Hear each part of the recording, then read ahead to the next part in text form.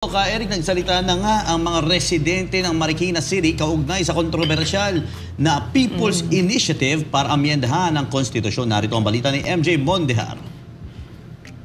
Marikina is not for sale! Marikina is not for sale! Marikina is not for sale!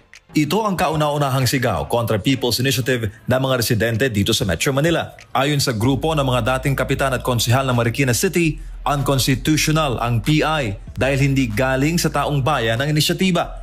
Dapat pag pumirma ka, yung kusang loob mo, yun ang People's Initiative. Pero once na ikaw yung pumirma at may kapalit, hindi na People's Initiative. Diin ng grupo, hindi bobo ang mga taga-syudad na hindi mahalatang panggugulang ang pangangalat ng pirma sa kontrobersyal na PI. Hindi po matatalino tiga Marikina. Kaya po kami nagpagawa nito para lalong magising yung mga iba na nalalabuan, baka mapapirme. Sa Davao City, unang pumutok ang Davaoenos are not for sale movement. Hanggang sa naging Mindanaoans are not for sale ang panawagan sa nakaraang prayer rally na pinangunahan ni dating Pangulong Rodrigo Duterte. Ang iba naman, Filipinos are not for sale ang kampanya. Masidhing pagtutol sa anyay bilihan ng pirma, kapalit ng ayuda at salapi para amyendahan ang 1987 Constitution. Binantaan naman ni City Mayor Marcy Teodoro na ipaparesto nito ang lahat ng mga magpapapirma sa PI sa kanilang syudad. At kung ito ay ginagawa ng pagpapirma na may kapalit na kabayaran, ito ay isang criminal act. At kung isa tong criminal act, ito dadakpin natin at hindi natin papayagan mangyari. Hindi sumali sa People's Initiative ang dalawang legislative district ng Marikina.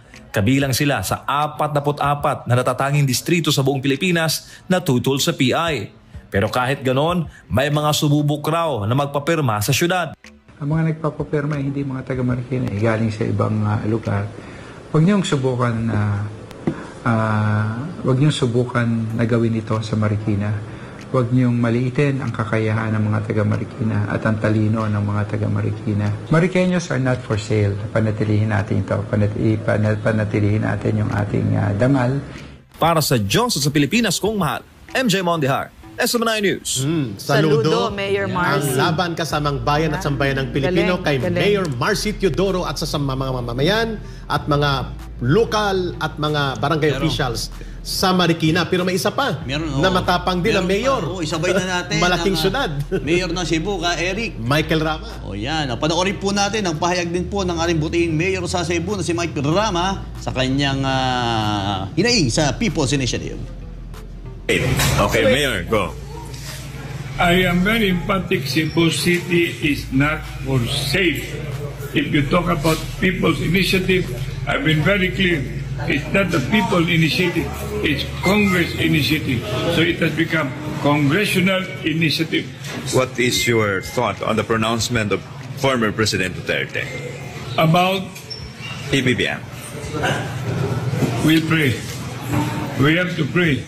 I cannot be spokesman for the President, neither I can be the spokesman for BBM. What is your stand? These are accusations that has to be answered. Has to be answered. Because if it's not going to be answered intelligently and very circumspect, then we will have a problem in this country. Usay epektuhan sa partido, Mayor? No, the party has to we have to convene. We have to convene. And we cannot just let our chairman be alone because he made a stand. So we have to discuss. If that stand, whether it's a party stand, then we have to support it. As the Mayor of Cebu City, what is your stand? As the mayor of the city of Cebu, it's all first settle and focus on local matters. As the President of the League of I have Mayors. to bring it to everybody in Sunday. Keep cool. Let's wait when this whole thing will be addressed intelligently. Okay, Ayun, napakaganda. Next to Metro Manila, the key cities are Cebu City, Davao City, Iloilo City, Bacolod, and then mga cities sa Metro Manila. So tatlong malalaking syudad na mga alkalde nagsalita, including local officials. Mayroon pa kay Mayor Baste? Wait lang, inahanap pa natin. Okay. So tatlo na. Mayor Baste Duterte ng Davao City. Mayor Marcy Teodoro ng Marikina City. Dito sa NCR, the first mayor to defy the order of the DILG at ng poderoso na si Martin Romualdez na itulak at isalaksak sa lalamunan ng mamamayan. Yeah, and the nila. truth is, may mga mayors na kilala namin personally na magagaling na mga mayors, na mga totoong lingkod bayan katulad nila Mayor Marcy at Mayor Rama and Mayor Baste na hindi nagsasalita kasi natatakot sila sa mga kongresista nila na hawak ni Martin Romualdez na hindi sila bibigyan ng pera para sa mga projects nila katulad ng ginawa niya sa Davao. Yes. As if pera niyang personal ito, sabi ni Pangulong Duterte, hindi niyo pera yan. Pera yan ng taong bayan ang pinamumudmud at inaabuso ninyo. Kaya ako galit. So, ulitin ko lang yung kwento ko talaga. Kasi kailangan talaga marinig ng Pilipino ito para hindi ninyo kakalimutan kasi baka akala nyo imbento ito. No, nung kami ay nakaupo dyan at kakain kami at uupo kami kasama si President Duterte, sasabihin niya ganito, yan lang yung ulam natin. Meron tayong piniritong isda, may miswa tayo, meron tayong, iniisa-isa niya, meron tayong prutas, may dessert, may kanin. Okay naman yan. No? Kasi hindi natin pera yan. Pera ng taong bayan. Pwede nga sabay-sabay na kami, pera ng taong bayan yan.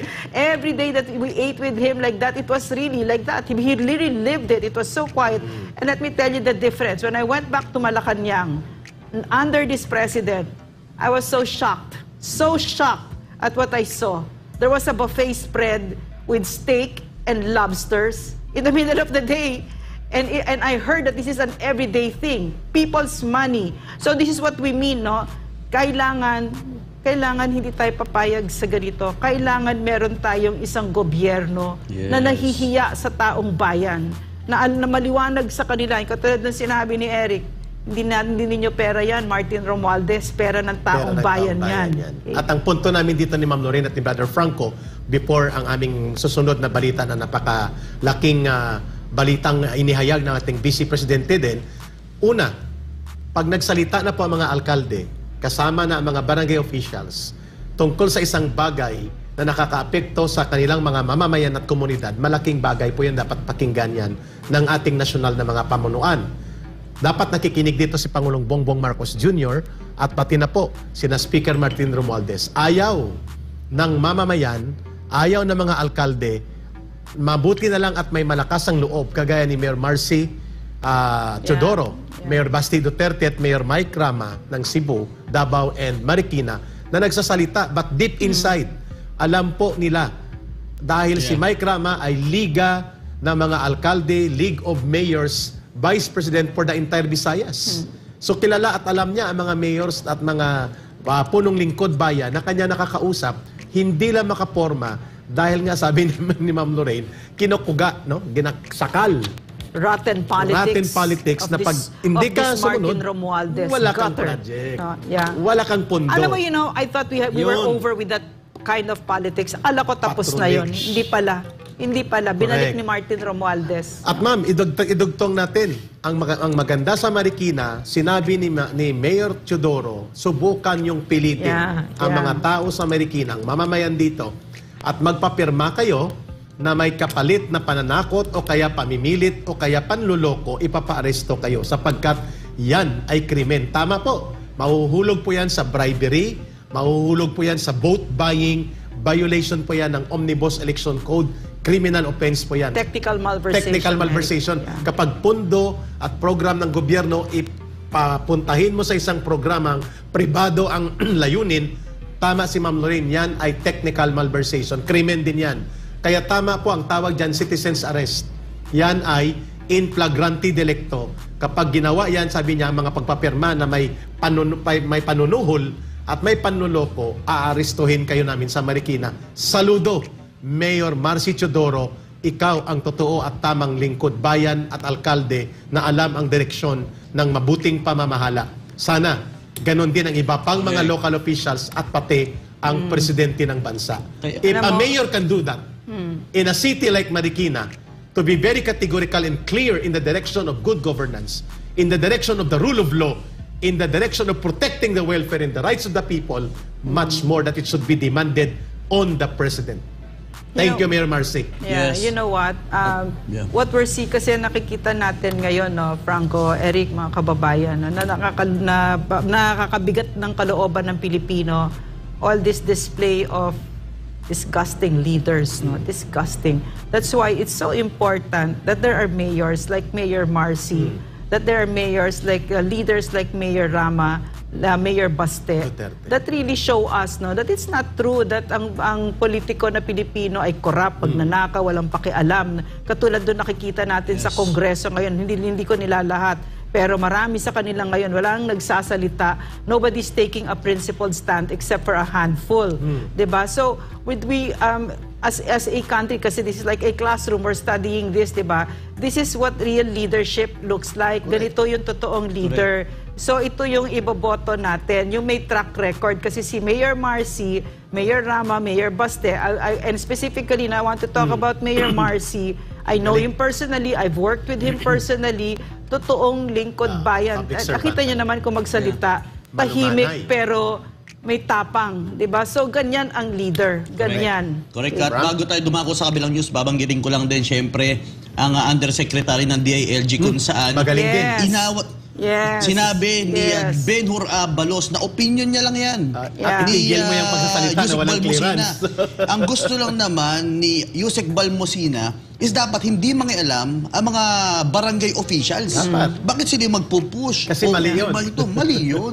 Totoo naman, Principled stand. bagay na hindi sinang-ayunan ng mayor ng Davao tuloy, ng Marikina, ng Cebu at ng Davao. And there are already 44 congressional districts na hindi sumunod Correct. at tumalima sa panawagan at kumpas na hindi umaamin pero booking na nila Martin Romualdez na itulak todo at isalaksak sa lalamunan ng mamamayan at ipilit ang budol-budol na PI na para sa kanilang interes. So 44 na mga areas ito at sigurado yan, iipitin ang kanilang budget, iipitin ang kanilang mga pondo, projects, at pati na ang kanilang mga extraordinary support fund. Pero sa nakikita natin ngayon, naninindigan na pati mga Catholic Bishops' Conference of the Philippines, Pero- ang Jesus is Lord movement, at marami pang religious community. Nagsasalita ang buong Senado, unanimous, Ayan. walang pumapabor. First time ko nakita, namin dito ni Ma'am Lorraine, Brother Franco, in the political history of the country, na nagkaroon ng ganito kaaga but very divisive and very categorical polarization of the position of the Senate versus the House of Representatives. Yan. First time natin nakita ito. So ano pa ang mga indicators na hinahanap natin, Mr. President? Ano pa po para sabihan si Martin Romualdez, itigil mo yan or umalis ka bilang Speaker of the House sapagkat ikaw ang humihila sa bansang ito para magkagulo at magkaroon ng political divisiveness and conflict. At ang buong gobyerno at ang mga mamamayan ay nagsasuffer dahil dyan sa inyong ginagawa. Yan. But how can the President not talk about it categorically?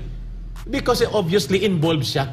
Involved sila sa Correct. pakana na ito. At He's dahil- the one behind it. No? Yes. So when you say na isinasalaksak sa baga natin itong budol-budol na People's Initiative na yan, ang totoong naririnig ko dito, isinasalaksak sa baga natin nila Martin Romualdez yung sarili nila na maging Prime Minister natin at itong si President Marcos ay ganun din. Isinasalaksak din niya sa baga natin unless proven otherwise, no?